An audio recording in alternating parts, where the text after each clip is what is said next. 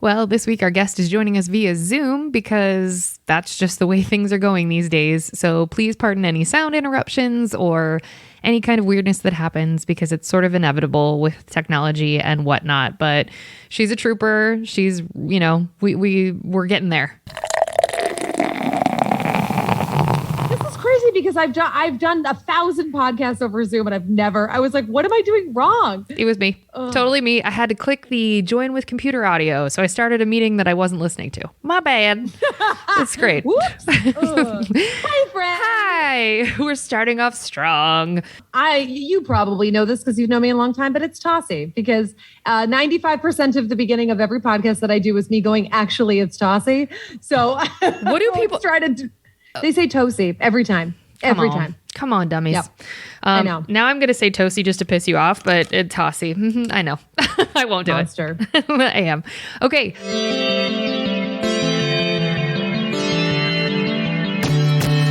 Oh, hi. You're listening to Service from Hell, a podcast featuring people that are currently in customer service positions or the lucky few that got out and all of the good, bad, and infinitely irritating things that go along with that work.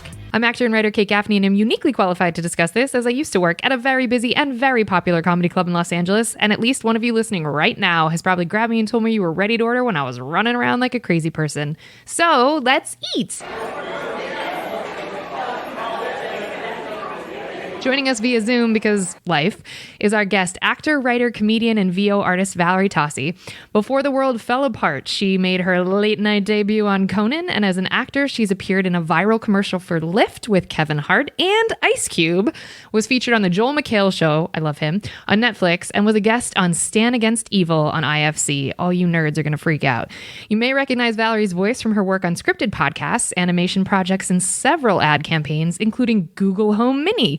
Her pilot, Multergeist, was a quarterfinalist in the 2021 Nashville Film Festival. As a stand-up, she tours the country regularly, bringing her delightfully relatable stories to clubs and festivals. And the most exciting news is her new album, Beach Trash, just dropped on January 21st. And the clips I've heard are hilarious, so grab the album immediately. I better know Valerie through Second City when we roamed the halls and interned around the same time and got to share the stage together a time or two. So, Valerie, tell us, how did you get into stand-up? Why did you stop improv and move over to that world? Do you miss it? How was Kevin Hart nice? Tell us all the things. Well, first of all, God, I sound good on paper. Right? Second of all, it's a good bio. I was like, oh, okay. And our good friend Lisa Curry helped me brainstorm that bio because we all know talking about yourself feels gross. It does. And now excuse me while I talk about myself. So let's see. Yeah, we went through Second City together, which was so fun. And I moved out to LA when I was 23 and got to LA on a Monday and started at Second City that Friday and was there for a long time, for years, and doing improv and sketch and musical improv and all that jazz. And I always try to explain to people when they ask me like what I like better, improv or sketch, or improv or stand up. And I always tell them, I'm like, well, when you like fall in love for the first time and it's like really heavy and it's like consuming and it's like, you're like, oh, I'm going to feel like this forever. And like, that's how I was with improv. And then you break up because of course you do. And then you meet somebody else and you're like, oh, this is what love feels like.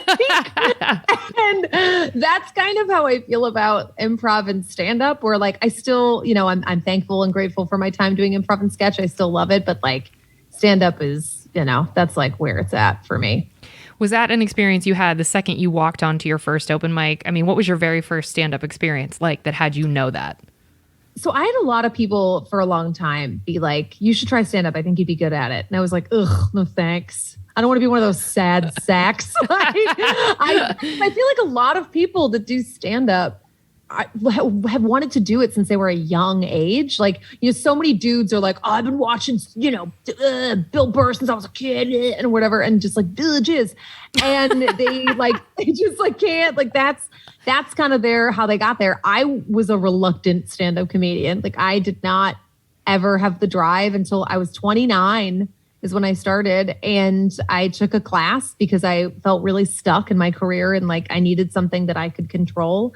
And that's kind of why I love stand-up so much, is because it is very much a lone wolf thing, but in where you don't have to wait for anyone's permission. You kind of just do it. And I took a class. I was like oh, yeah, this is what I'm supposed to be doing. And then I kind of just never looked back. I love that a lot. And so the class is where you sort of got your first taste. So did you bomb on stage in the class? Because every comic I know, the first time except for maybe one, the first time they got on stage, they were like, this is home. And also my jokes were terrible. Did you feel that way? Well, the first time, so like so my first show was our class show, which was a very like warm and supportive environment. And it's set up so you succeed, right? But the first show I did outside of class, oh God. First of all, I have it on tape. It is uploaded into my YouTube account and I still cannot bring myself to watch it. It's set to private. I am in a dress. Why? Why am I wearing a dress? The jokes are like, I think people, when they start stand-up, they think they know what it is and they try to emulate other people. So it's just me being like, oh, I know stand-up. I know women that do stand-up. I'm just going to be a bitch on stage. And it's so bad. It's bad. So yeah, it's really bad. So did you just go after the audience, or what do you mean were you that way? No, I was just cunty. You know what I mean? Like, were you like, but I luckily was self-aware enough to go back and like, when I watched that set, like, you know, within that week that it happened, I was like, oh, I hate this person. You know, I was like, I don't want to be that on stage at all. So I was lucky that I kind of figured that out pretty fast and kind of tweaked and then, you know, just completely changed the way that I approached it. I think once I was outside of class, I just felt like it was, I don't know, like you have to like put on a performance hat, even though stand-up is just like, yeah, some people have like shticks, but mostly it's just you being yourself. So is that what your brand is now? Is that what you would say? You being you? Yeah, I'm really not any different on stage than I am off stage. I feel like, you know, yeah, I'm really not. And so would you, as you found the more time you were putting on stage, was it like literally that first performance you were like, okay, I got to move away from the bitch brand? Or was it after a few times of performing, you were like, this just doesn't actually even feel like me? I think it was because of the material that I was trying to do. Like I had my strength then and even now is personal kind of storytelling, talking about my family, things like that. But when I was first starting, I felt like I needed to kind of do more commentary on other things. And I wasn't a good joke writer yet, you know, like it takes time to develop that. And I was like, I remember like one of my first bits was about the Victoria's Secret semi-annual sale. And it was like literally like, I couldn't even be more basic. Like it's literally like I was comparing the like discount bins to like troughs, you know, and just like all of us going through, which is like, and now it's like funny thinking about it, but the execution of it was so bad. You know what I mean? It's like, I have it like typed out on my computer still. It's like an old file. And I look every time it pops up, I'm like, oh God, please kill me.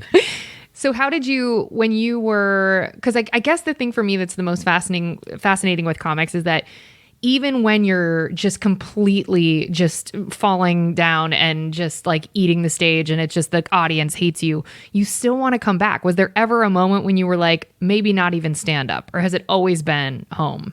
I think I'm too stubborn to quit. That's honest. You know, of course I've bombed. We've all bombed. Anybody that says they've never bombed is a fucking liar. Like we've all bombed. And honestly, sometimes bombing is really fun because when you know you're bombing and you're in it, you're just like, I don't give a shit at this point. And yeah, I'm too stubborn. Good luck getting me to quit, you guys. Amazing. And so has stand-up opened doors for you in the acting world, do you feel? Oh yeah. I think stand-up, made me more confident in pretty much every aspect of my life. You know, it made me be more fearless in kind of everything else, you know, in improv and sketch and just how I approached kind of everything. It's stand up, like I said before, is very like you're in control of it. You don't have to ask permission. And I kind of used that like and migrated it over to other aspects of my life. Okay, so that is now. So that's present day. You're loving stand-up. You're crushing it. And it was kind of a journey. But I have to ask, you landed in LA on a Monday and you were registered for Second City classes by Friday. What was the trajectory to get you? Did you know, were you like, when I get to LA, I'm doing improv? Or did someone have a random conversation with you? Like, how'd you do that? Oh, I will tell you. And it is a very fun story. So prior to me living in LA, I was working at a bar. I was stressed about money. And I was like, this isn't enough to sustain me. Like, what else can I do? Because my skill set was pretty limited, you know? And a friend of mine that I did theater with in high school, his dad was the detective of our local police department. And he said, oh, well, we're hiring dispatchers. Would you want to do that? And I was like, what do I need to do? And he's like, well, you need to do a psychiatric evaluation and then this 30-page paperwork that you get notarized. And then that's it. And then we train you. And I was like, yes, I'm poor. And so I worked as a 911 dispatcher and dispatched for fire, EMS, and police for almost 4 years. I very quickly became their head dispatcher and was training people.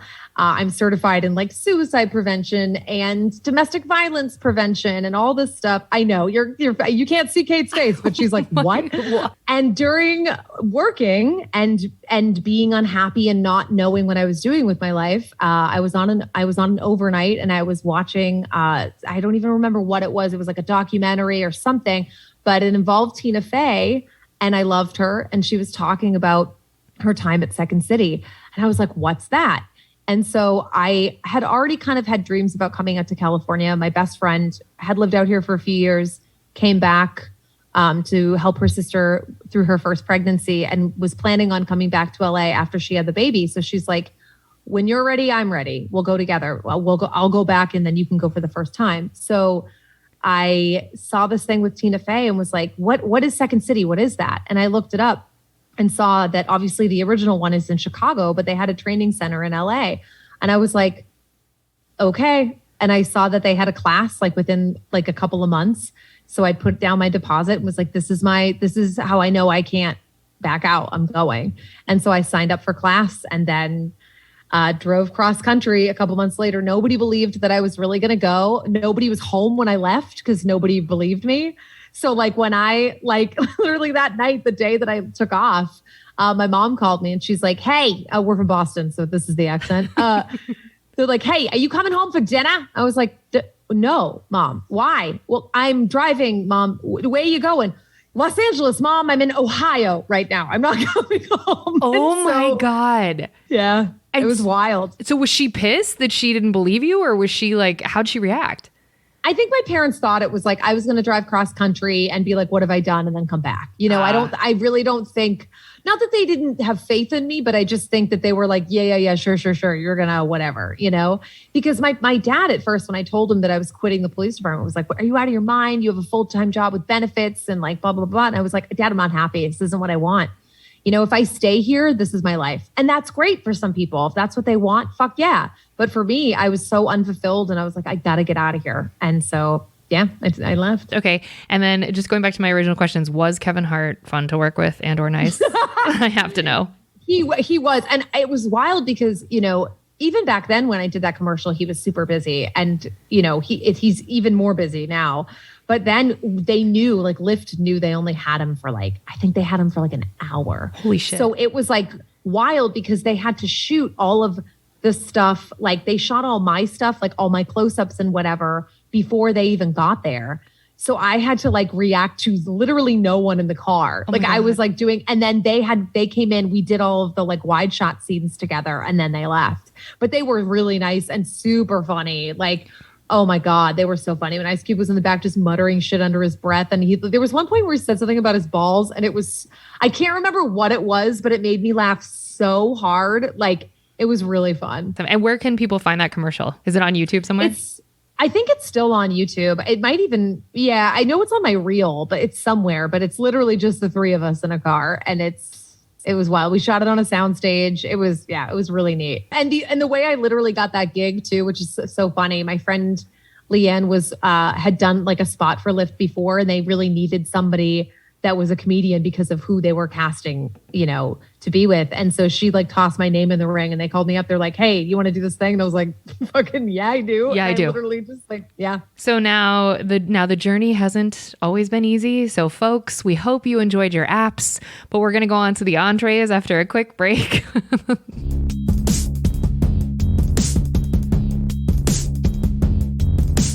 All right, we're back. And now it is time for the entrees. Okay, now obviously get those chicken fingers ready. Get them ready. You've had the spin dip. Now it's time for the chicken fingers. Okay, now I have a bajillion questions about the 911 thing, but we're gonna get there because my God. Okay, so the very first question: what was your first job ever? My first job, I was 14 years old. I talk about this on the album. I worked as a bus girl at the Hungry Traveler, which is a steak and seafood restaurant in my hometown of Salisbury, Mass. And I got the job because my mother was a waitress there. So I had to work with my mom. My God. Oh, yeah, baby. Was that awesome? Parts were awesome. Liar. Parts were a nightmare. Yeah. It was like it was kind of fun because like my mom and I, we have a really like close relationship where it's like I talk to her every day, you know, so but it is like, but it was wild because my parents were out of their mind. So it was, you know, it could be a lot because if we were fighting about something and then we had to work together, oh my God, a nightmare. Forget it. Did she have seniority there? I'm not. Yeah. Like she'd been there for a couple of years when I had finally gotten hired there. And it's like, if you can imagine, picture like everybody hears those Massachusetts accents. This place was like, I mean, on another level, you know, it was like salt of the earth, like all the servers, but like there was us kids that were there as like summer jobs and whatnot. But then so it was like kids and then like older women, like my parents' age, that were just like, and how would you like your appetizer? You know, just like very like, all right, so your choice of sides, you get baked rice pilaf, Delmonico potato, just very like, and it was ridiculous. Like it was on the way to the beach. So we would just get like all these tourists and like, oh my God. And anytime you had a table that was French Canadian, we were all like, fuck, because like, I don't know if they know this here, but in Canada, it's a lot like Europe where people actually make a living wage being a server. So they're not used to tipping. So like they would be super nice, but they wouldn't tip. And we'd be like, what the fuck? Like, so was your mom part of the interview process for you getting the job? Like, did she? I think she was just like, come on in, you're hired. You know what I mean? It was like, oh, Mel's kid. Yeah, come on in. And so how long did you work there? I worked there on and off for 7 years. I was there a long time. I started, like I said, at 14 bussing tables. Then they trained me to host and food run. Then when I was 18, they trained me to serve because you have to be 18 to handle alcohol. And then when I was 21, they taught me to bartend. So I did all of it. Wow. And did you stay, because 14, I mean, I would assume you graduated high school. So were you playing sports or anything? Or like, did this conflict? No, because I was only doing it on the weekends. I was working like Saturday and Sunday days. And then I definitely did Sundays during the year. The only time I would miss on Saturdays was when I had band marching band. Yeah, I wanted you to talk about it. Sweet marching band practice. Oh yeah. Yeah. Okay. So it was living, working, going to high school, crushing it very early. So you have that East Coast thing of like, you will get after it. Oh, that like my boyfriend and I, we're both from Mass and we talk about this all the time, how like, everybody from the East Coast has this like complex where we like need to out miserable each other constantly where it's like we wear it as like a badge of honor about like how many jobs you have and how miserable you are. It's so like, gross how true that is. Ugh, yeah. Gross. Okay. So you're doing that for 7 years. And then when you graduated to bartender, were you like, okay, this will be a transferable skill that I will want to continue to do? Because what I don't understand is the transition into you saying you were broke to go, and we'll get there, but to the dispatcher job, you must not have been working at the restaurant at the time then. So this is kind of so I went to college for a little while and I was at UMass Amherst for about a year and a half and I couldn't stay because I couldn't afford it. My parents couldn't help me financially at all. They weren't comfortable co-signing loans because they were just freaked out. Neither one of them went to college. So like they just, you know, they were young and they did the best they could. And so I had to leave. And so I was already feeling like super depressed and like, you know, like a failure and all this stuff. And I didn't know what I wanted to do. And when I had come back, I was working as a traveler, didn't really have many shifts because I came back and they just, you know, they were full up. They didn't, you know, I could get like a day a week, but that was really it. So I ended up working at the 99, which is an East Coast chain. Yeah. The 99. Like, I love that so much. Oh, yeah. So home of the tilapia. So I worked there for a long time. Oh God, I like think about it and I forget that certain things don't translate to like West Coast where I'm like, oh, and would you like the baked scrod? And everyone's like, what the fuck is scrod? I'm like, it's a white thing. I don't even know if it's real. I think they made it up. Probably. Like, I don't know. It's a hybrid fish. But so I worked there. I was working there bartending, but it still wasn't enough because I was living on my own. I was in an apartment and I was, starting to pay for like school and like student loans and stuff. Cause I was also at one point I was working weekends at the bar, full time at the police department during the day. Jesus.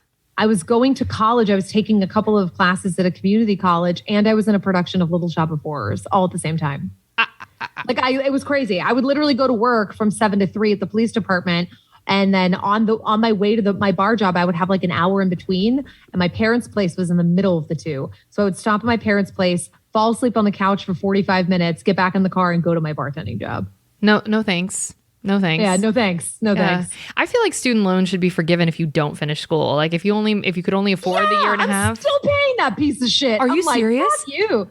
Yeah, I mean, I don't owe a ton. I only owe I think I owe like $3,000 still, but it's like, it's so annoying to know that I like don't even have that piece of paper. You know what I mean? Yeah. There should be like partial degrees of like, look, you paid a lot of money though. So you get to just show that you went, you tried and whatever. That's a whole. And what we're all learning too is that like a college degree doesn't even fucking matter. That's right. Like it doesn't matter. Like if you have the money, like if it's not going to put you in debt, great. But if you don't, like so many, why do we think we're all screwed right now? Like nobody wants to do manual labor. Nobody wants to do like a trade anymore. So like we're lacking skilled workers and everybody that went to college can't find jobs or at least ones that they can afford to live. So it's like, it's just a whole mess. Well, in talking to people that do, a friend of a friend is a plumber and doesn't even have his own plumbing business, just works for a plumbing company and is making a crisp 6 figures because the plumbing company itself can charge exorbitant rates per hour because there's not enough people that know how to do the work. And talk about job security, like, seems like that's the way to go. Anyway, that's the thing.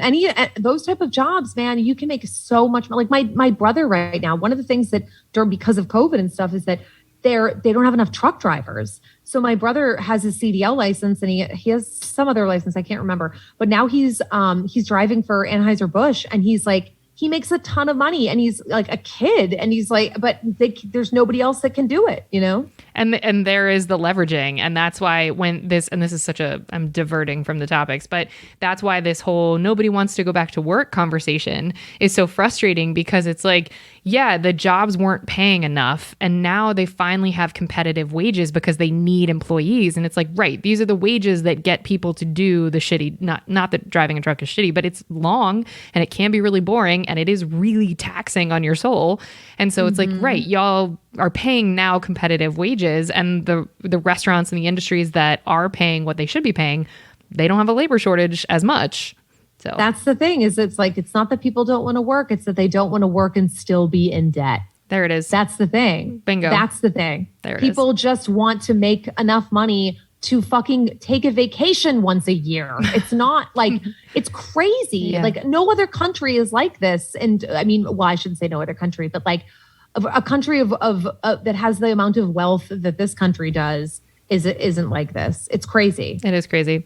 Okay. How many customer service jobs have you had total? Feel free to count, although you did your homework before this. So I listed them and I was like, I don't know. I think I guess 911 is probably the highest form of customer service. I can't even. I don't know. I also put down interning at Second City and IO because I was like answering phones and shit a lot. So I would say 1, 2, 3, 4, 5, 6, 7, 8, 9, 10, 11. 11. Okay. Tell us what they all are. We've heard a couple of them, but tell us which ones. All right. You heard about the Traveler. You heard about the 99. You heard about 911. I worked at the Gap as a seasonal employee for a little while. So did Ithamar Enriquez. He hated it too. No way! He sure did. Oh, God. It was brutal. Folding T-shirts with that stupid little sad thing. Oh, fuck. sucked. I love it. Oh, and I worked there when I was living in Portsmouth, New Hampshire, and it was downtown Portsmouth. It was walking distance from my apartment, but it also was the dead of winter because it was like Christmas time help. So I'd be walking through like a foot of snow to get to this job. It was ridiculous. I was like, oh, I'm that parent stereotype now where I'm like, I'm walking uphill barefoot. No, like I was so dumb. But okay, so the Gap. Where after the Gap? Let's see. It was the Gap, and then 911, and then I came out here. So my first job in LA was obviously interning at Second City and IO because that's the only way to afford anything. Mm-hmm. My first restaurant job, everybody kept telling me, because back then when I first came out here, everybody was like, it's impossible to get a restaurant job. It's so competitive, like blah, blah, blah. Everyone warned me about how difficult it was to get hired somewhere. The first place I applied hired me. I worked at Black Angus Steakhouse in Burbank. And let me tell you, it was awful. I bet. The cheapest motherfuckers. And like, it was so awful. And everybody would tip like shit. And so they always put these coupons out in the paper where it'd be like $5 off, like whatever. And so we would always pray that somebody didn't have one of those coupons, because we would clip them out ourselves from like around. And then if they didn't, and then they would pay, and then we would use them because we wouldn't get tipped. So we would like need them as the tip money to actually like make anything. Oh my God. It was so brutal. Yeah. Clipping coupons for your own job. Like it was so awful. How long did you stay there? Almost a year. I was there for a while. I was head bartender like almost immediately, which is the stupidest thing. And then I left there. I worked in Burbank a lot. I worked at like a bunch of places. And they're all like within walking distance. So I left there to go to Barney's Beanery. Oh, God. Oh yeah. That one was terrible. Carl Tart worked at that exact same one too. I know. We worked together like I think we overlapped like right at the end of me leaving. And oh God, it was so awful. That's what he said. It was so bad.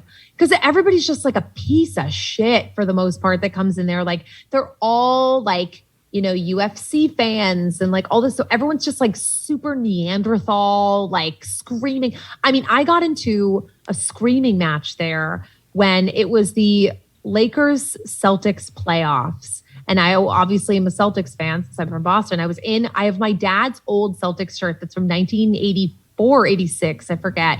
And I was wearing it and we ended up winning. And this dude, he was so upset that the Lakers had lost.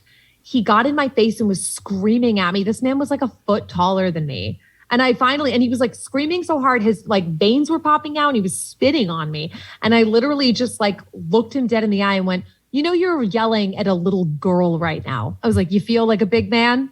Good for you, Val. And like, I was like, fuck this. Like, I was so mad. And that job sucked. And did that guy get kicked out? Really no, they didn't give a shit about any of us. Like, they truly did not care. Like, the amount of bullshit that we saw in that place was wild. It was wild. Like, somebody stole my cell phone out of the bathroom. Like, oh, yeah. Like, I had left it in there by accident. Like, I left it on the sink while I was washing my hands. Literally went into the kitchen and went, oh, shit, my phone. Went back in, gone. And never found again.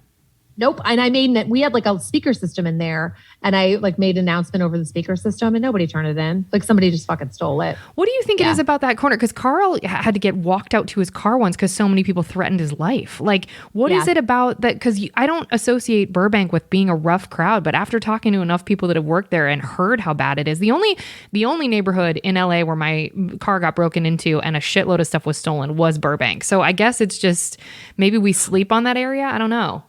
Burbank, the thing is it depends on where you are, because it is like, it's really residential in most of it. And it's pretty sleepy and slower paced. And like a lot of it is really nice. But that little cluster now, and I think the real problem started when they put that Buffalo Wild Wings in across from Barney's, because now you had, because Barney's when it first opened was fucking awesome, because it was a lot of like families that would come in. It was a lot of people that were really interested in different types of craft beer, because we had so many options. Like if whoever's listening doesn't know, Barney's Beanery has like a crazy beer list. They usually have around like 30 to 50 taps, plus they have like over 100 different types of beer in the bottle. It's like wild. So you would get people there looking for stuff that they couldn't get anywhere else, and you would make really good money. Then they put that Buffalo Wild Wings in, and it was like, because it was so cheap, it would attract a lot of people that didn't want to spend a lot of money, that would get really, really wasted and then act like a fucking idiot. And that's kind of when it got really bad. And then like now, oh God, now there's a yard house above Barney's and like all this other stuff. It's pretty brutal over there now. I'm like, ugh. But what would make you, were you living in Burbank? Is that kind of why you stayed in that area? When I first moved to LA, I lived in Burbank for the first year. Then I lived in North Hollywood for a year. Then I lived in Sherman Oaks for like a year and a half. And then I went to Koreatown. So I was in the Valley for a while. Okay. And so at the Black Angus, when you said you were cutting out like the coupons, yeah, I want to understand how that translates into tips, because you would then have to go to your manager and say, hey, BTW, I forgot to take this off the bill or whatever. And then they'd be like, oh, okay, this is their total. You couldn't do it if they paid with a credit card because there's no way to do that. But if they paid with cash, then you could apply the coupon to the bill yourself. There was just a button to do it. And then, yeah, that's how. And like everybody did it because we were so poor. We were not making enough money. And we were all so broke that we were like eating the they had like free bread and stuff there for people. So like, oh yeah. Yeah, that's rough. Yeah. And did they? Yeah, if somebody doesn't pick up a to-go, you were like, oh, thank God. You'd have like food for the day. What do you think that is that we just stay in those jobs? Did you think that because it was the first place that hired you, you were kind of like, well, I have to stick this out? Or what was it that kept you there? Well, for me, I think when I first got here, I had no money. Like I wasn't exactly prepared for what I was getting into. You know, like I tell this when people are horrified. When I left Boston to go to LA, I had $750 in my bank account. That's exactly how much I saved up too. No way!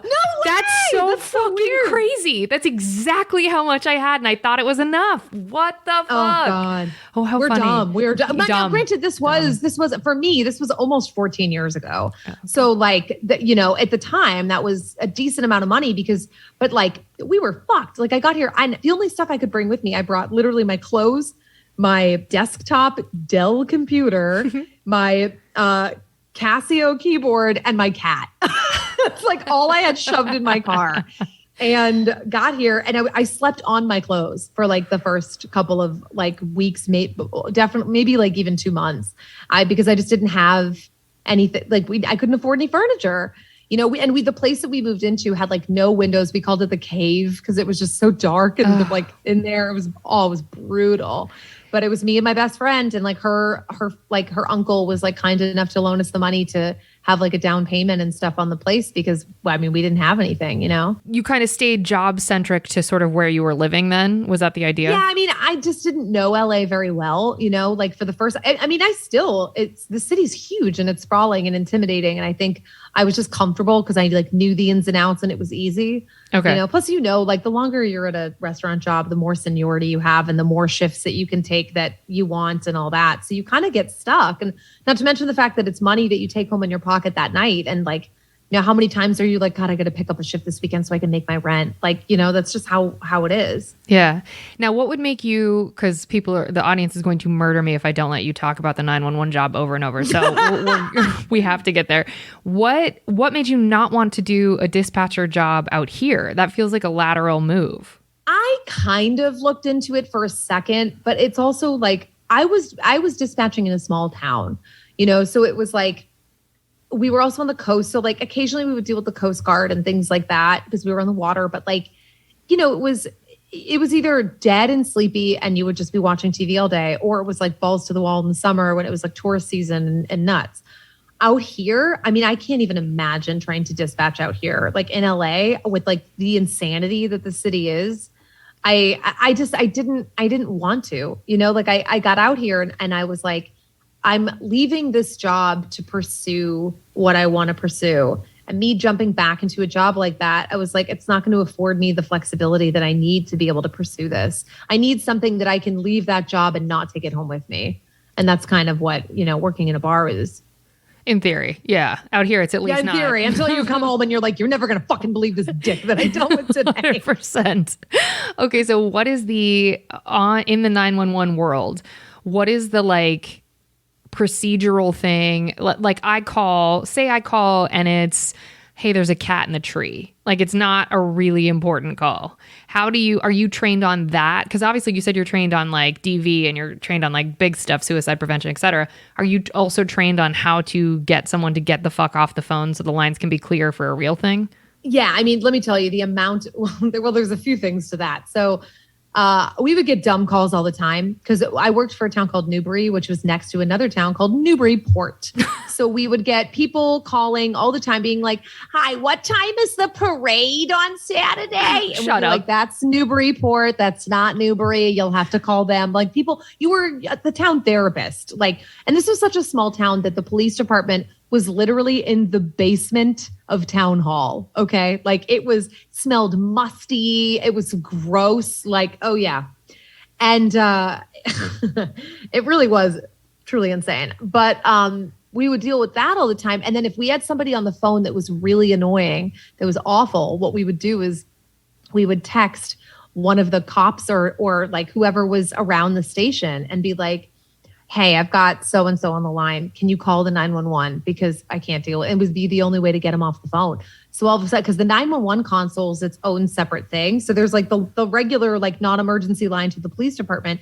But then there's the 911 console. It's this like huge dinosaur looking thing that when it rings, it's terrifying because it's like lights up, bells and whistles, screams at you. So what we would, and there's a tiny little screen on it that would say who was calling, where they were, blah, blah, blah. If it was like a landline, it would give you the exact address. And if it was a cell phone, it would tell you the nearest tower. It would give you like the coordinates. Codes. Yeah. Yeah, that's it. Codes. I don't know. And so I would do that. And all of a sudden you'd hear it ring and you're like, oh, sorry. Yep. I gotta go. That's the 911. I gotta go. And you like, cause they would hear it on the other end and you would click and you'd be like, oh, thank fucking God. Oh my God.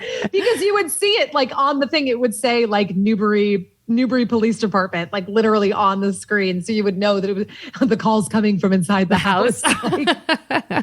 And that would be so someone would call the local police station to find out about parade routes or whatever. But then 911 was its own entity. So you'd have to switch between the two boards. Yeah. There was a regular landline and then there was like the actual like massive console. Yeah. For 911. And then I also had like 3 screens in front of me. Cause like I'd be sitting like, facing 3 screens that were for the regular computer system. Then to my left would be that massive dinosaur console. And so you'd kind of have to pivot because when I was dispatching, I wasn't just dispatching for like 911, fire and EMS. Like I was also the dispatcher for the police department. So I was running plates. Like they would call stuff into me. I'd be running plates. Oh yeah. I'd be running plates. I'd be pulling up people's criminal records and reading the rap sheets and like yeah. I was doing all of it. Wow. How do you keep all of that straight? That feels like chaos to me. It was.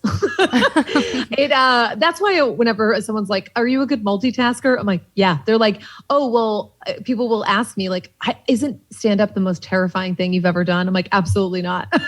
Like I've done things that have far more consequences than this does. I'm like, nobody's going to die if my punchline doesn't land. I mean, you might, but nobody really. I might. My soul might. But so, what is the craziest, most anxiety-producing call you can remember getting? I get asked this a lot, and I think some of it I've probably buried because I didn't want to think about it anymore. But the one that I usually tell people that comes to mind is I had a domestic dispute call where there was a woman driving a car and her and her boyfriend got into a fight and he was trying to hit her. And he was like, she was calling and screaming and had me on speakerphone.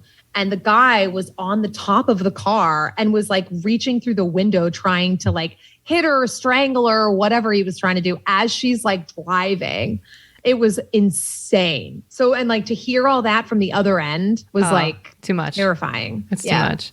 Was there ever a situation that you felt like you were telling someone how to give chest compressions and you feel like you were integral in saving someone's life? I definitely think it was like it was more calming people down. Like, you know what I mean? Like people that were having like anxiety or panic attacks and things. Cause it would be a lot of like, my dad's not breathing or my mom is having, oh yeah. Like my mom's having like her arm, it was a stroke. She's like her arm, like she can't use her arm, like stuff like that. And it was terrifying. Like there was a lot of, and you'd be like, your adrenaline was through the roof because you're like, you don't want to fuck this up. Like, it's up to you, you know? And I was young when I had this job. I was 20 years old when I was doing this. So it was the adrenaline. Would you be able to go home and just go to sleep and be like, oh, I'm so tapped out? Or was it like you'd have to go home and decompress and then eventually, especially when you're working these overnight shifts, like that's gotta be hard. I usually work during the day. I would work from 7 a.m. to 3 p.m. The overnights were usually quiet because we were in a small town. Everything closes early. So there wasn't a ton.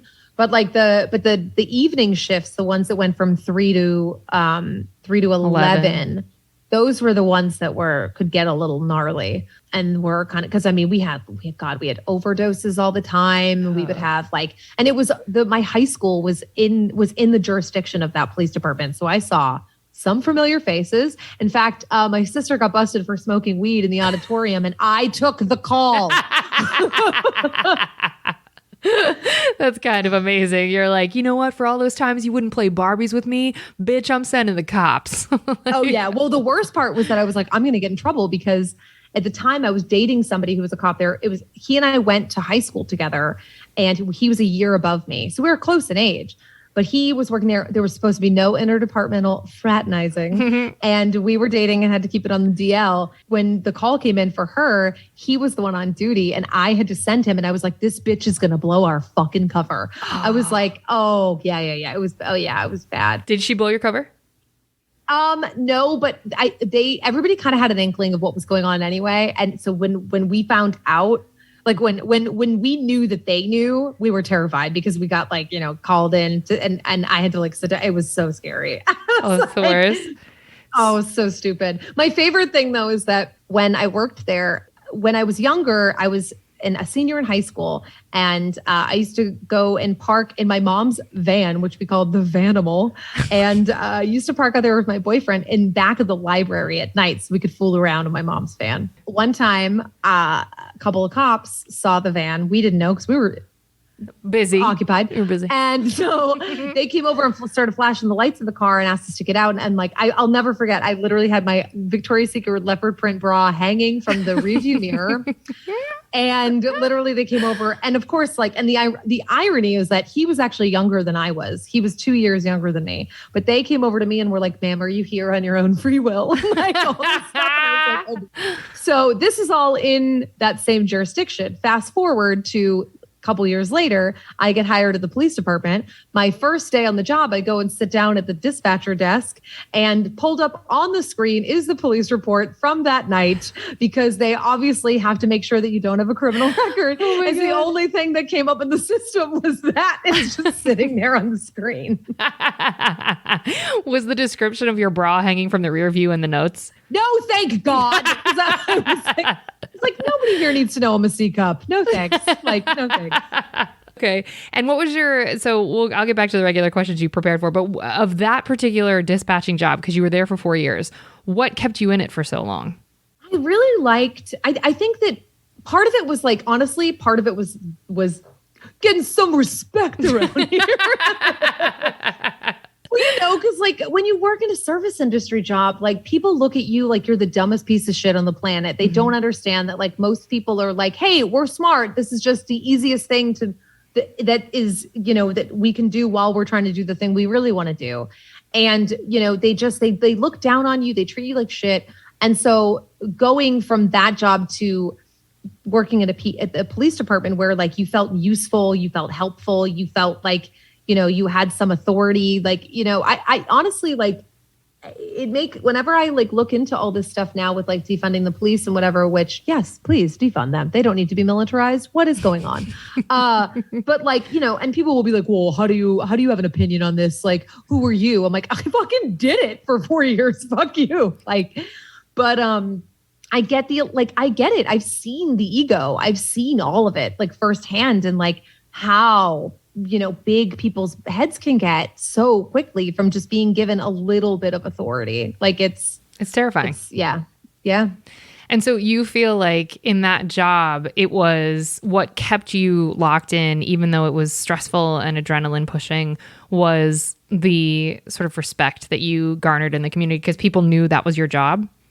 Wow. Mm-hmm. Okay. Yeah.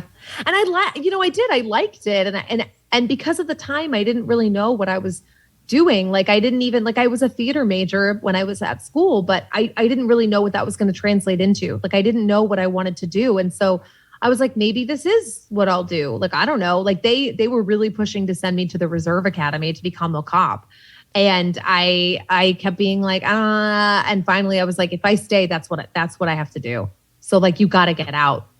And that's kind of really what was like, time to go. Because no part of you was attracted to being a cop? No, not at all. I had no desire. No desire. Well, back to the regular questions that you prepared for. Which was your favorite of the 11 customer service jobs that you've had? Did we get all 11? I think, did you list them all? We stopped at Barney's Beanery, I think. Oh, I worked at Fantasia, which was a bar/pool hall in Burbank. It was I remember when you walking worked there. it was walking distance to Barney's Beanery. It was owned by a couple of Armenian dudes. And I bring that up because there was a slight language barrier on the menu because there were things on the menu that sounded far more risque than they should have. We had appetizers called the fantasy combo and and the three-way combo. And we're like, why are you doing this to us? Like, dear God. Did you work at a strip club? Really? Was that really a strip club? We were like, this has to be a front for something. Like, there's no way that it is not. Like, it was awful. Like when we would do the UFC fights there, it was like we all hated it. It was so bad. Okay, so of those 11 jobs, what was the job you had right before comedy really took off for you? Because you are not currently working in customer service. You're just being a comic. So what shifted? Trying. I get it. Well, so I worked at a place called Village Tavern over in Atwater Village for 7 years. You're a loyalist, girl. Lucky number. I know. Well, this is what I actually had a job interview this week for something.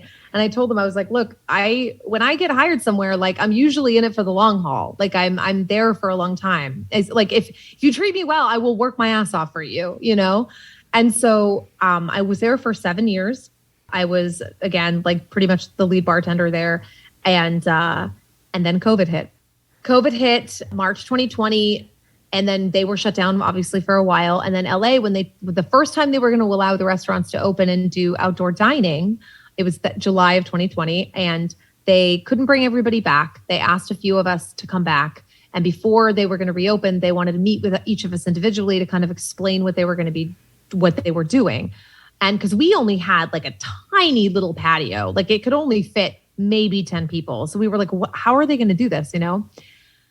So they brought us in and they met with us one-on-one and they were explaining everything. And I said, hey, look, let me stop you right there. I said, you know, you're talking about how you're trying to keep the customer safe. I said, what are you doing to keep us safe? Because I'm going to be honest with you, you didn't really give a shit about us when things were normal. So like, what are you going to do now during the pandemic? And then I never heard from them again. What?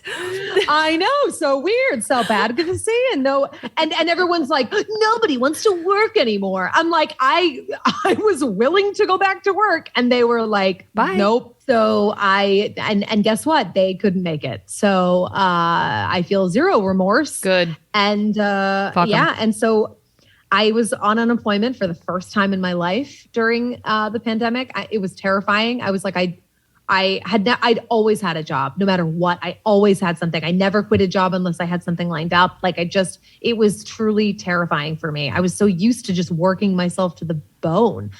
And I will say that my body felt a lot better because I wasn't hunched over an ice well all the time and running. Because I mean, at that job, I was usually the only person on besides the kitchen staff. So I would be bartending, I would be food running, I would be bussing tables, I would be doing everything myself.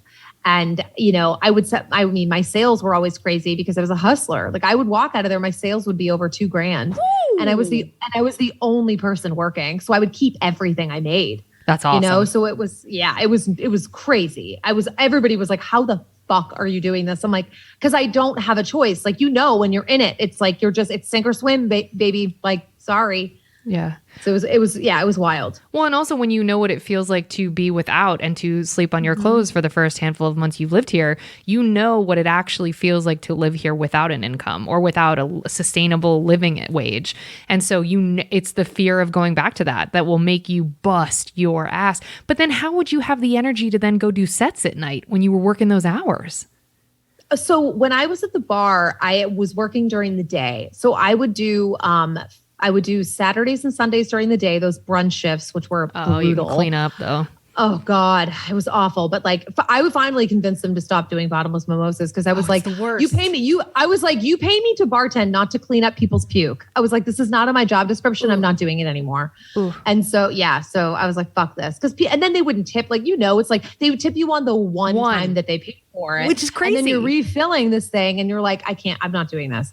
Yeah, it was really hard. And just like, I would be there during the weekends, and then I would work one nighttime a week because at that point I was like, I'm not doing nights anymore. I can't. Plus, I would want to do sets, so I'm like, I can't.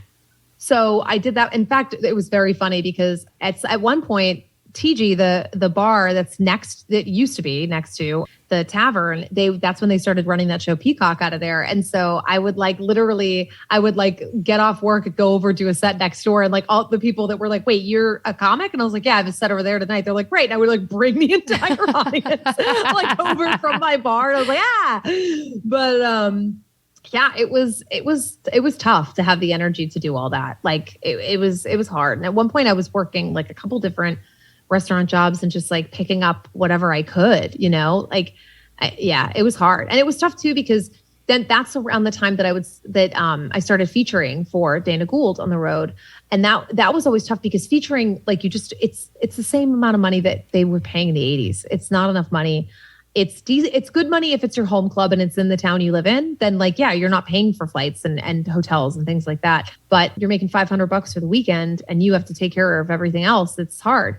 So that would also be tough, was trying to like justify, like, I really want to go on this club weekend, but I have to miss out on all my bartending money and I'm probably going to lose money in the end because I have to take, you know what I mean? So it's like you're swapping places with people and being like, can I crash on your couch this weekend? And then like come out to LA, you can stay at my place, and like trying to piece together airline miles and like whatever you could just to make it work. And Dana always was so wonderful on the road. Like he would, take care of all my meals. Like he would kick me extra money. Like he was so great, but it's set up for headliners to make money, not for features to make money, Sure. And I mean, Dana is absolutely lovely, and that is not at all surprising that he would go over and above, but it's still, I mean, he has to make a living, all the headliners have to make a living, and that's such a hard, what an antiquated model. That's tough. Okay. So especially when it's not like theaters, you know what I mean? It's not like he's like, hey, I'm going to be doing Madison Square Garden.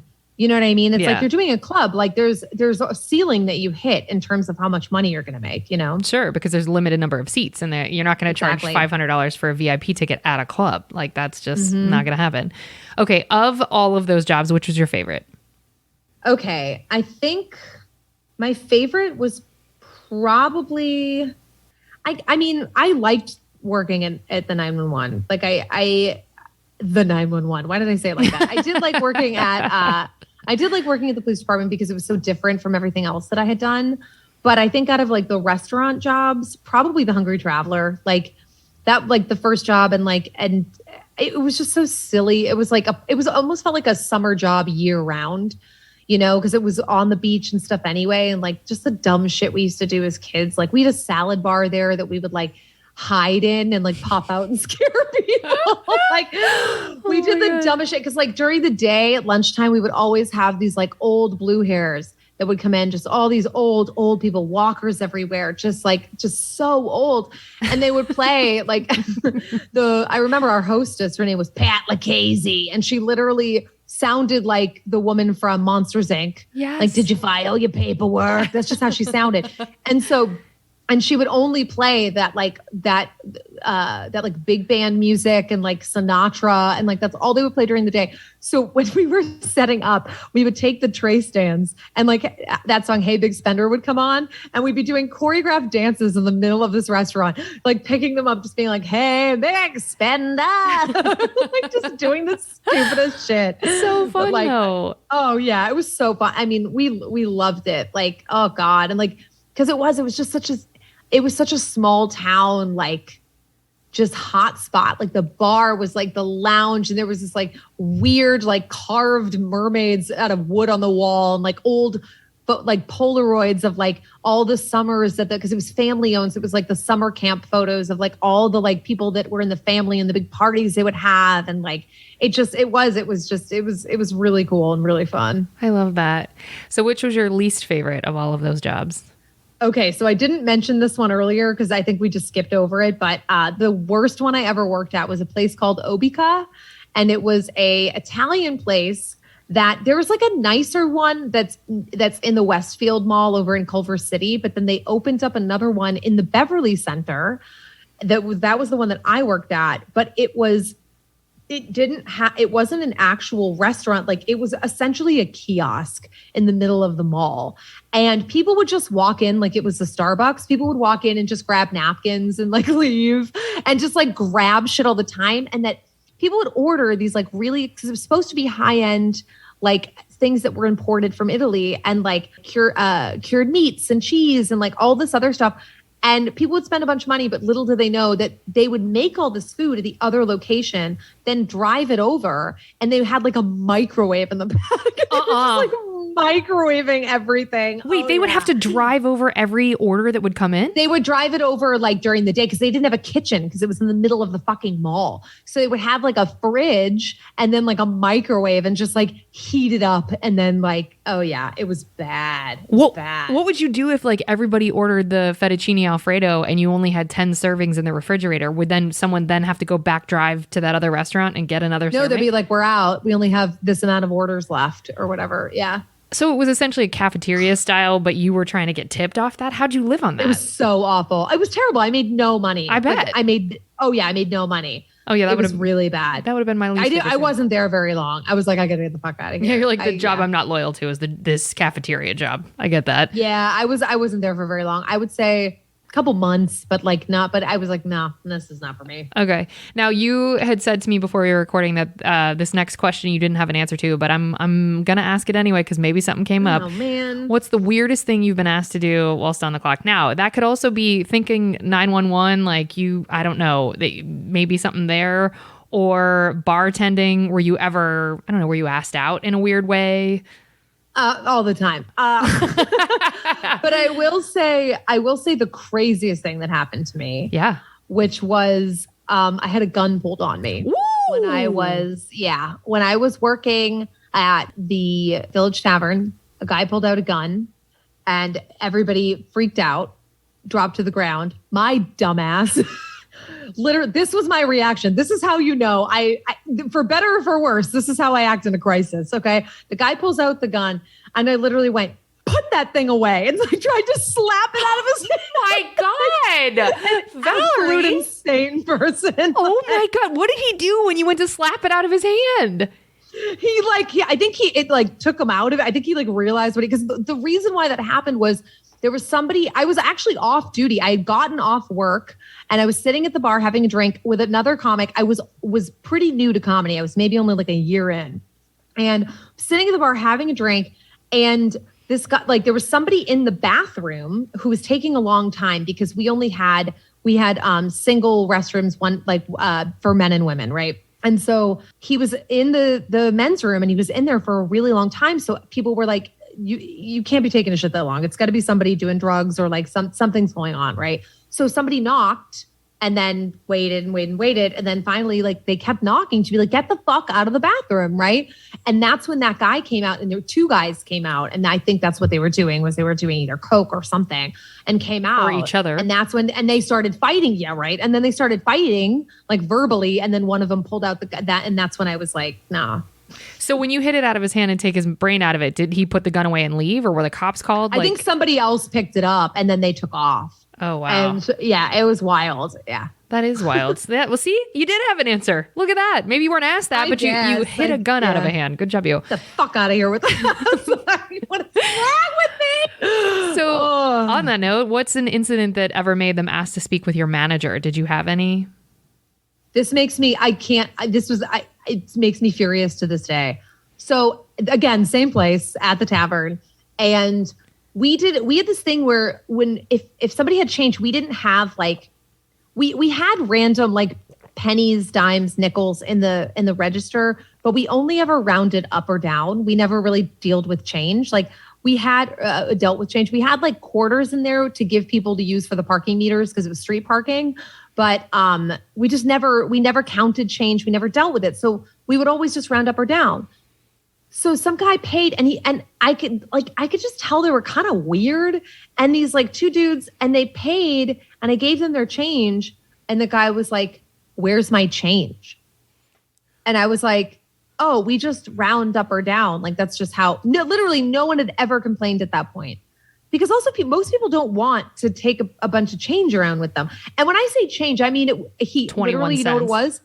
A nickel. Fuck off. Yes, it was a nickel. And I was like, "Oh, we don't usually deal with change. Like we just round up or down." He was like, "Oh, so you rounded to where I'm the one that loses money?" Wow. And I was like, "Dude, that's just what we do here, right?"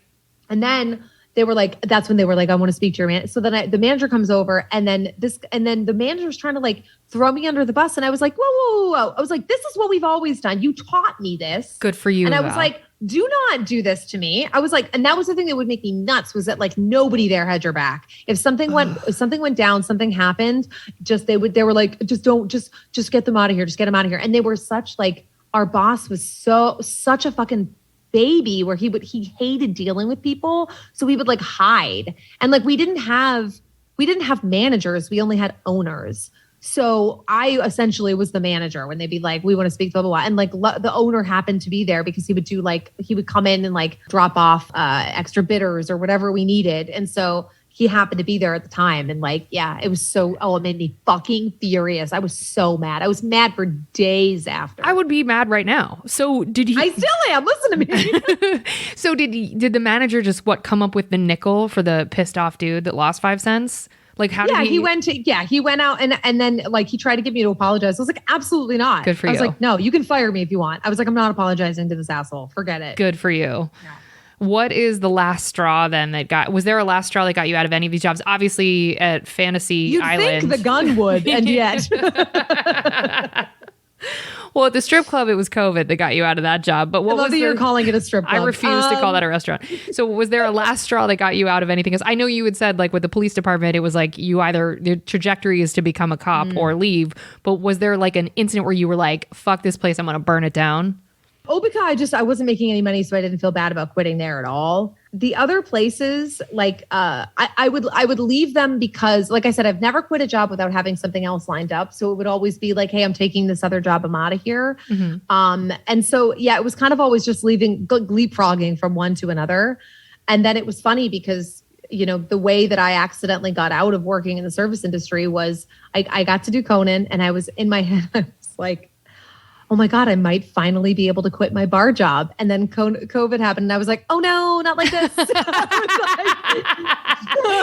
Yikes, please help. No. I was like, "Oh no, I should have been more specific." Too vague with the universe. Okay. Oh God. Yep. Too big. So I've kind of just now been like, well, it's sink or swim. Like I'm just trying to, I'm trying desperately not to go back. And mostly just because I'm older, like it's not that I don't have respect for people that work in the service industry. I did it for 20 years. It's just that I'm tired. Yeah. And I don't want to, for lack of a better word, Scarlett O'Hara it and rely on the kindness of strangers. Like, like I hate that about it. Like your living wage should not depend on whether or not somebody feels generous that day. Like that's so shitty. Yeah. And it is, a tip is a gift. And if your entire income is based upon someone's decision and how they feel about you, it's rough. I guess that's entertainment though. What are we doing? Have you ever told a customer to fuck off? Or not in those words, but in some way? Yes. Ooh. So I have, one, I mean, any bachelor or bachelorette party is a nightmare. And I've definitely told a few bachelorettes to be like, get the fuck out of here because they're too hammered.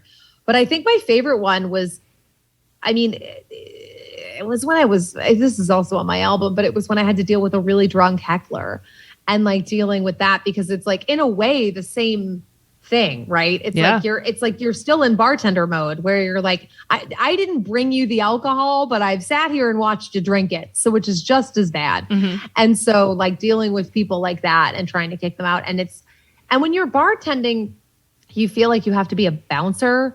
But when you're a comic, it's like that, but you also have to do it in a way where you finesse it so the audience doesn't turn on you. Because even when a heckler is being an asshole, because especially if it's a female heckler and you're a woman, people look at it like a cat fight and you have to be really careful with the way that you deal with it. And I had this and so what I usually do is I leave it up to the audience. So then the audience looks like the bad guy and it's not me. So I'll be like, what do you guys think? Do you think we should let Denise stay or you think we should have her go? And they'll be like, go. And I'm like, oh, I'm sorry, Denise, you've been voted off the island. Like that's a great way. That's actually a really lovely way of handling it. Okay, how many bodily fluids have been on your person whilst you were on the clock? Oh, you cleaned up vomit, so yeah, vomit's that's mostly the only one. I've seen a lot of piss and shit in my day, and I'm like, not dealing with it. You can get somebody else to do it. Not doing it.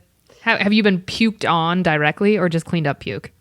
Cleaned up puke. Yeah, never directly. Thank God. Yeah. It's real specific. Still, that smell though, like if you've had to clean it up, it's just as bad. Well, that's part of the issue is that I smell vomit and it makes me gag. Mm-hmm. Like it makes me big. Like my mom is the same way. Like I'll start to like dry heave where I like can't really deal with it. Like yes, I obviously don't want to do this, but also I will add more vomit to this vomit pile if you make me do this. So like somebody else needs to handle this. This is a human centipede of vomiting, like just on top of itself. So gross. Gross. Do you ever tip? What a question. Like, can you even can you imagine if I was like, I just don't believe in it. I over tip to a fault, I think at this point, because I've never not tipped. I've always tipped. I don't care. Literally the server I could watch the server take a shit in my burger and I'd be like, they must have had a really bad day. Like I just couldn't, really? I can't not tip. I just can't do it because I try not to take it personally. I realize that if you have a server that's bad, it's usually because of something else. It's usually out of their control. Like you can't be mad at the server if your burger doesn't come out the way you want it to. They didn't fucking cook it. Stop taking it out on your server. It's shit like that. And because I know what it's like where if you have a really bad day, that one person can like make it all the difference. And so I'm like, what does it mean to me? You know what I mean? The couple bucks is going to change somebody else's fucking life. Where to me, it's like, so I have a couple less bucks, whatever, Yeah. Is that true for coffee shops, rideshare services, everything? Like, yeah, I always tip on that stuff. Like, there's sometimes where I'm like, what was it recently that I was like, I am not. There was a thing that came up for a tip, and I was like, I'm not fucking tipping on this because it was like something. It was something that no one has ever tipped in their entire life for, and I was like, I don't understand why this is here. I think it was. Yeah, I can't remember what it was, but I was like, what? My dry cleaner has started putting a tip jar out, and I'm like, not that I regularly get stuff dry cleaned. I don't own fancy shit, but like the handful of times I've been there, I'm like, you've got to be out of your fucking mind. I'm going to tip you for this? No. Like I'm not. That and especially it's so expensive. Yes. Too, where you're like, oh. Yeah. I think if it's one thing too, if it's like, I don't know, like if like a hotel, right? Where like you leave money in the hotel room for whoever's coming and cleaning your stuff, like sure. But like, yeah, like, I don't know. There's sometimes where I'm like, it's like we've all come to an agreement on certain things that you tip for. But then when it's a thing that you don't normally get tipped and then they have a tip, you're like, huh? Yeah. I know what you're making. I know you're making good money. Like, what? Yeah, it's just exploiting people's sort of default in this country to tip. And that stuff makes me crazy. I think I saw a tip line once I had gotten concert tickets or something and I went to pick them up and I had to sign for it. And there was a tip line for that too. And I was like, we've lost the plot with this. You know what it was? What? Now I remember.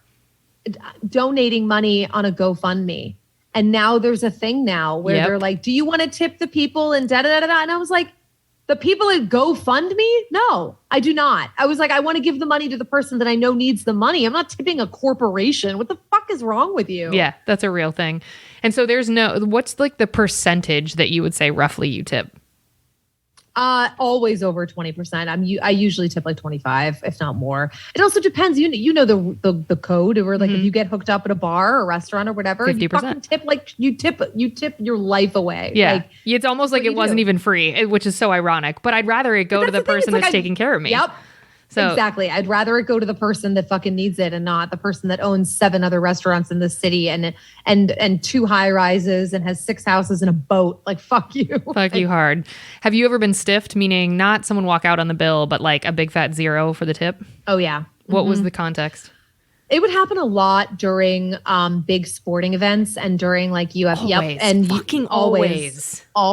And it's like, it's not my fucking fault your team ate shit. Like, it's like, it was brutal. It's insane. Brutal. I mean, it speaks to the fact that like a tip is a gift, and people, when they're feeling away, like when they feel good, they're likely to give more. So like, I guess it can work to our benefit. But if you work at a sports bar, it's almost never to your benefit, because the people that are coming out to the location to watch the game are rarely locals. It's usually the transplants who are like, oh shit, I'm from fucking wherever the hell, and my team is playing. And then when their team loses, especially if they lose to an LA team, you're going to get zeros, which is so obnoxious. It was so terrible. Have you ever been fired from a customer service job? No, I have never been fired. Really? You're so sweet. I could see that. I could see that. No, you are sweet. You are. I could see that. Okay. And you're a loyalist, so you stay in shitty situations too. And I'm guilty of that, of like, when it's a little bit of like, you scratch my back, I'll scratch yours. When you know a situation is horrifying and the management knows that, it's like, yeah, I will leverage this to my benefit occasionally though. Like, I'll act an ass knowing you probably should have fired me, but also I should have fired you as a business. So we're even. Well, that was my thing too, is like, I've never no called, no showed. Never. Same. Like ever. Yeah. The only time I didn't come in for a shift was I was so pissed because I tried to get the day off. They wouldn't give me the day off. And I had asked so far in advance that finally I was like, I'm not coming in. Like, I'm calling to tell you I'm not coming in, but I'm not coming in. Good job, you. And that was the only time. And what was it to do? Go to a Renaissance fair. I have to end the podcast. I'm so sorry. We're not going to get to all the questions. I'm a Ren Fair bitch. I'm a fucking, Oh God, get your stuff. All right.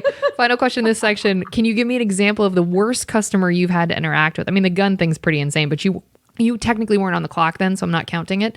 But the worst customer, or if you can't think of an incident, the archetype of who is the worst customer. There's always the person that thinks that they own the fucking place. It's all, it's always the bar fly that's there every day, that they come in, they're there, like the place isn't even opened yet and they're already standing outside waiting for you to open. And why is like, that so annoying? That is so fucking irritating. Because you're like, I just want, here's my ideal scenario. Yes, it says we opened at 11. If you come in before 11:10, I fucking hate you. Yeah, like, I'm still cutting limes. Yes.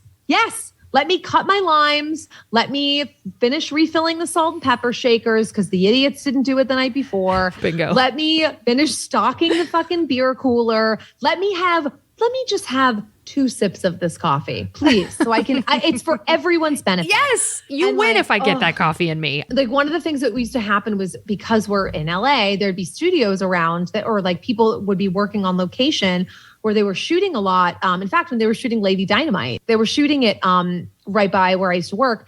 And so they would take a lunch break and they would be there like the second we opened, like, and it would be like, and they were nice, you know what I mean? They were really cool, but it was stressful because they only had a certain amount of time allotted on their break. So they would come in right when you opened, they'd take over the entire bar. Like, we'd have 15 people taking up every seat at the bar and they'd all order at the same time. We had a tiny kitchen. We only had 1 cook in there. So it's 1 person trying to make all of this stuff right when we open, when they're not, like, the fucking fryer's not even heated all the way yet. Yeah. So it's like, that was really stressful. But like, again, like nice, always tip well, like just very sweet, but it was just so stressful. See, I wish people understood though too, if they just came in with the right attitude, knowing that we understood the confines of their lunch break or their whatever, and that they understood, hey, it probably is only one cook. It's clearly only one bartender. So everything's not going to be perfect. Like if they tip well and they have the right attitude, even when it is stressful, it's like, yeah, but they're going to take care of me. So I'm going to make this happen as best I can. Attitude matters. Yeah. Because like, and they'll be like, well, why isn't there more people working? It's like, because the rest of the day will be quiet. It's just, it's just right now is hell. We can't justify 2 servers. All right. Yep. Well, now we're going to move on to the good stuff. We hope you saved room for dessert.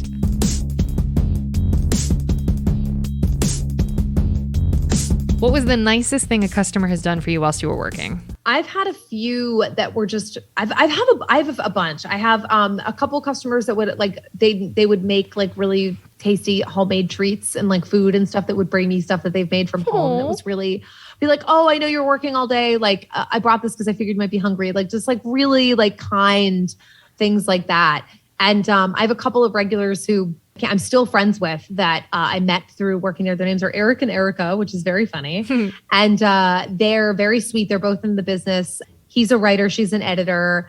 And just good people. And they would come in like every weekend to see me and like, you know, tip well and just be really cool. And like they would always come to shows and support and like just really good. Like, in fact, they just texted me today because they bought my enamel pins and like took a photo of them in the pins and like sent it to me. Very cute. Like just like really like good people. Wow. I know you're probably going to ask this in a second, but I figure it just feeds right into it.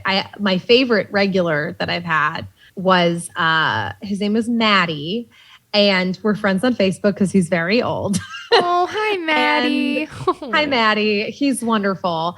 And this is, talk about living in LA, and this would only happen here. So the first time he ever came to the bar, I heard his accent. I was like, oh, he's from New York. He's an East Coaster. He's very like, you know, just very, wow, an Italian. Like, you know, I'm like, this is my people. And so we like hit it off and we're talking, whatever. And he got so excited when he learned that I was Italian and we're just going back and forth. He's like, yeah, I used to own an Italian restaurant out here, like telling me all this stuff. And then finally come to find out, because I was like, this guy reminds me of somebody and I can't figure out who it is. Come to find out, it is Tony Danza's brother. My God. I had such a crush on Tony Danza. That's amazing. Oh my God. Okay. So funny. And so he brought me his homemade sauce. Like his like family recipe sauce. Here. Oh yeah. And it was truly one of the tastiest things I've ever had. It was so good. Brought me this like incredible sauce. Brought me him and his brother made a book that was like, I think it was called Don't Forget the Antipasto. And it was like recipes of their family. And he like brought me in a copy of the book and like just. Oh, what an angel. Whenever my boss would come in, he would be like, you need to pay her more money. She's busting her ass in here. You don't know how good you have it. You're not going to find anybody like her. Just the best, like the best. But I wish people understood also how tolerable that makes it. Because when you're not working the job of your dreams and the job you happen to be working to support the job of your dreams is customer service, it's just layers of like your tank is so low, especially when people who are very successful in the industry you want to be in come in and need to get waited on. Not saying their attitudes are bad, but you're looking at them and you're like, I'm literally right here in your presence. You are doing the thing I'm desperate to be doing. It's just when people drop off, you know, homemade goodies or they acknowledge you. I used to get Christmas cards when I would bartend. I don't care. Even if you don't know if I'm celebrating, like that's the nicest shit. It's so small because it means they thought of you outside of the context of you being an employee. They thought of you at their homes, or they thought of you when you weren't able to benefit them directly in front of them. It's just, it matters. It helps. Yeah. And like being in this town too, it's always wild where because like at some point you're going to have somebody famous come into your bar and you're like trying to figure out like how to handle it. And like one of my favorites that came in, because I'm a big sci-fi like dork. I love like X-Files. I love all that stuff. And one of my favorite shows was Fringe. And I don't know if you ever watched it, but it was with Anna Torv. It was with Joshua Jackson. It's such a good show. It's got very X-Files vibes. But anyway, one day I was working and Anna Torv walked in, who's the lead on that show. It was like the show was already done, but like she came in and I was like, oh, and like I literally was like, just like I couldn't even, I still can't talk. Like listen, but she's like, she's beautiful and she's so nice and like over tips and just like it's like everything you want it to be when you meet somebody that is like somebody you admire and that you like really love their work and stuff. You were just like, oh man, like this couldn't have been better. And like we would have like, there was some comedy people that would come in a lot. Like, oh God, what's his name? Brooks Wheelan would come in a lot to my bar. Kyle Kinane used to come. I fucking love Kyle Kinane. I love Kyle. The funniest thing was that he would come in a lot. And then because at the time, because that restaurant kind of went through different iterations of what the kitchen was, because the kitchen was always a separate business from the bar. They would have like contractors that would kind of like cycle in and out. So when I first started, it was smoked barbecue stuff. They had like a smoker and it was like brisket and pork and all this. So he would come in a lot. And then it was so funny because like later on, he like stopped coming in. And I was like, that's really weird. And then I either watched a special or listened to one of his albums where he talked about how he got gout and he had to stop going out to like dead barbecue and things like that. And I was like, that's why he stopped coming in. Oh my God, that's hilarious. Okay. It's really funny. What's the best tip you've ever gotten? There's people that have tipped me like a couple $100 and it was, it really was like, it was like so high. One of them, I can't remember the exact amount, but it was like, it was a lot, especially for what the bill was, to the point where like, I was like, I like couldn't talk. And then I was like, I'm going to have to bring my manager over because this looks suspicious and it's going to look like I'm faking it. So like, I'm going to have to bring them over so they can approve it, because sometimes with like micros, if a tip is like a certain amount over what the bill is, you have to get a manager approval to enter it in. And so I was like, they're going to need to know that I'm not just like making this up. And so, but like, yeah. That's neat. Okay. What's the best time you've ever had at work? Honestly, probably when I was working at the Traveler, and like just those memories of like it being summertime and being like, rushing to get off work so you can go down to Salisbury Beach and go to the dumb, cheesy ass carnival that's down there. And like, oh, if we get out in time, we can hit the go-karts before they close. Like, like all this like silly shit. Yeah, that stuff is so defining in your life and you don't even know it at the time. What's the best lesson you personally have learned from working in customer service? Just truly getting to know people from all walks of life, and everybody has a story and it's usually not what you think.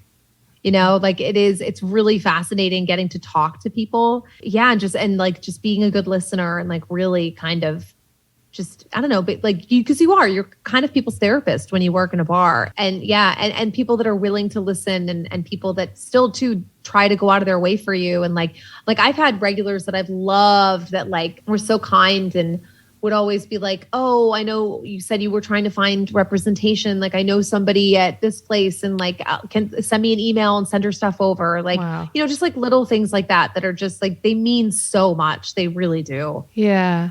And final question in this section, what's one piece of advice you would give to customers who interact with customer service workers? Don't take your shitty day out on them. Like you can't bring your bullshit into a place and be so angry and rude to other people. It's not their fault you're having a bad day. And especially with things the way they are now, fucking be patient. Everybody's understaffed and overworked and stressed and working in a pandemic to serve you your fucking wings. Be cool, man. Just be cool.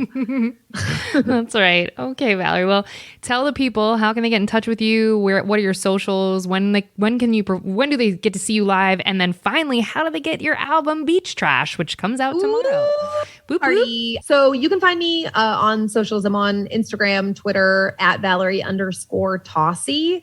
I have a TikTok. There's like 2 videos. My knees hurt when it rains. I'm old. I don't want to do it. So I'll probably have videos on there at some point. But that's my goal for like the next couple of weeks, is to finally start clipping stuff out and putting it on there. Is that at Valerie_Tosi as well? Or is that everything? Yeah, I keep them all the same. Me too. Yeah, I keep them the same across the board. Anybody that's not doing that is literally just shooting yourself in the foot. I agree with that statement. And then so I have all that. The album is on, it's available for pre-order right now for iTunes and for Bandcamp. It's also, by the time you're hearing this, it's probably out. Yes. So you can find it on either one of those. yes, you can listen to it on Spotify or you can listen to it on Pandora, but look, we don't make shit from that. And so if you're going to do that because you don't feel like giving your money to Apple or something like that, that's cool. Venmo me, $9.99 at Valerie Tosi on Venmo. I love that. Yeah, like I don't care where you listen to it, but just like, just kick us a few bones. That's all. Spell it for me. At Valerie. That's Valerie. Last name, Tosi. T is in Tom. O, S is in Sam. I. There it is. Well, folks, we're going to drop your checks now. Thank you so much for listening. If you want to help us out here at Service from Hell, we'd love to have you subscribe, rate, and or review the show wherever you listen. It will actually help us, and it actually matters for the metrics for the show, and it means more people can find us, and it will help people be schooled on the art of being kind and will be catharsis for those of us still working in the industry. If you want to get in touch with us here directly at Service from Hell, send us your receipts to servicefromhellpodcast@gmail.com. We'd love to hear from you. Remember, if you can't afford to tip, you can't afford to go out. So don't be garbage and be good to people. It's easier that way.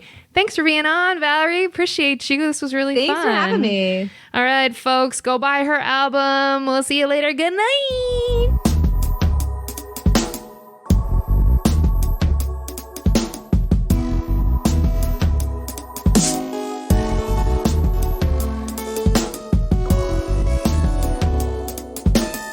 Good for us. Yeah, I'm so good. sorry. This is good. Yeah. Thank you. Bye. Thank you. I've never done this before. Very first interview of all time. So thanks for being a trooper. No, wait. No, it's not. I'm a liar. I was just kidding. I'm trying to make excuses for why this is going to help. I was like, wait, what? I was like, you sent me links. Nope. First time ever.